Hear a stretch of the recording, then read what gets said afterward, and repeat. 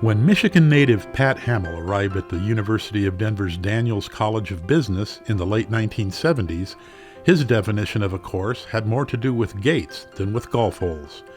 He was a ski racer, but like many who come here for the winters and stay for the summers, Pat would fall hard for the game played over 18 holes. In 1991, a decade after graduating with a degree from Daniels Burns School of Real Estate and Construction Management, Pat, whose father Richard had been a builder, founded Oakwood Homes. The innovative Denver-based company became one of the most successful developers and builders of master-planned, attainable home communities in Colorado. One of those communities, Green Valley Ranch, on the northeast Denver-Aurora border, features a championship course designed by P.B. Dye, which opened in 2001 to wide acclaim. Pat became a charter member of Red Sky Golf Club in the Vail Valley in 2002. That same year, Kevin Stadler won the Colorado Open 10 miles away at Sonnenalp Club. The following year, however, nobody would take home the trophy. And then in 2003, Pat walked into the golf shop that day and mentioned, "Jeff, why aren't you playing in the Colorado Open?" And I looked at him and said, well, unfortunately, the tournament director had skipped town the night before and there wasn't going to be a Colorado Open in 2003. And at that moment, I looked at Pat and thought, you opened Green Valley Ranch in 2001. What a great opportunity to showcase one of the best state opens in the country at your club in Denver. Several weeks passed, and all of a sudden I got a check in the mail for the entry fee.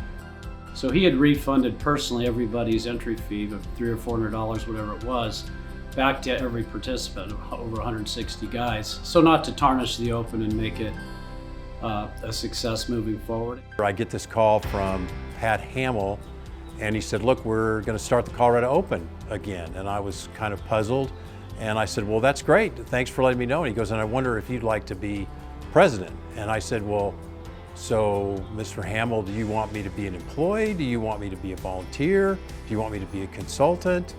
What would you like? And he goes, I don't know, you tell me. And so in the first minute, I learned a lot about Pat, that he was open to people's ideas, had great vision for things, but always listened really well, and had a passion to accomplish things that would benefit people, benefit the community, and were good for others.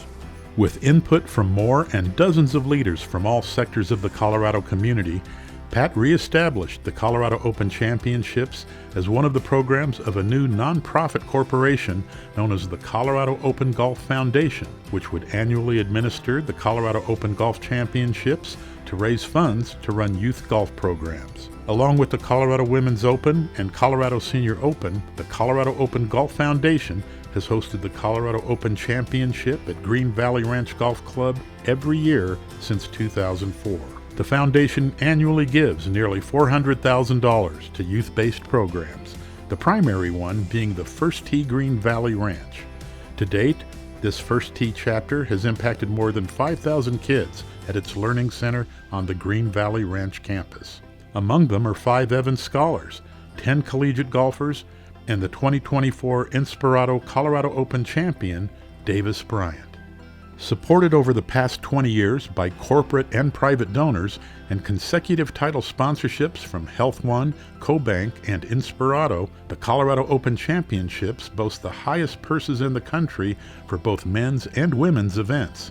And it's the only state championship where the payouts for men and women are equal, with $100,000 going to the champion. When I was being asked to become chair of the Colorado Open Golf Foundation, I met with Pat. And what he said to me was, what do you want to do? How do you want to leave your mark as chair? And I told him about kind of this idea I had been working with and thinking through my mind, which was to make the Colorado Open the Women's Open purse equal to the men's. And he looked at me and he said, well, why not? Let's go do it. And so to summarize what he meant to the change and the growth of the Women's Open purse is he was the inspiration. He flat out told me I can go do it. And from there it steamrolled.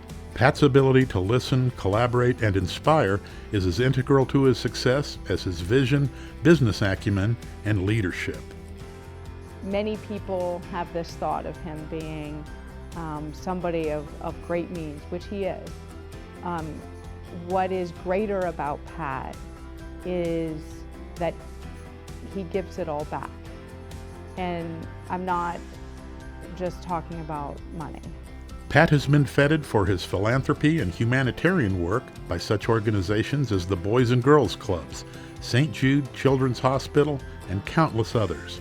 He sits on the National First Tee Board and co-founded the Build Strong Education Foundation and the 21st Century High-Tech Academies at Martin Luther King and Montbello High Schools. In 2008, after the end of the International at Castle Pines, Pat created and co-chaired the Jack A. Vickers Invitational, hosted by John Elway. Played at Castle Pines Golf Club until 2017, and then Sanctuary for 2 years, the events raised nearly $8 million for the Boys and Girls Clubs of Metro Denver, which had always been the International's primary charity.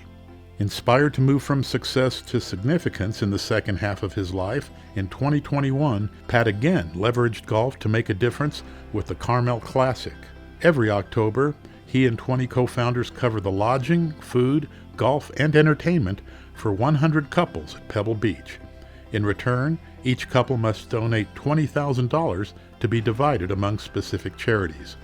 This year's event raised $1.5 million, putting the 4-year total above $5.3 million. Out of a weekend where people all get together and play golf and have a fun social time, and yet there's this undertone of all the people we're helping, and there's these speeches of these wonderful places that are doing so many great things around, not just in Colorado, by the way, but around the country, and this feeling that we are a part of that. And that we wouldn't all be there having that feeling or getting that feeling if it wasn't for Pat. Pat retired from Oakwood Homes this summer and plans to open the Bluebird Club, a new golf course in Arapahoe County. The Colorado Business Hall of Fame inducted him in February, and tonight the Colorado Golf Hall of Fame follows suit. Congratulations, Patrick Hamill, on your induction into the Colorado Golf Hall of Fame.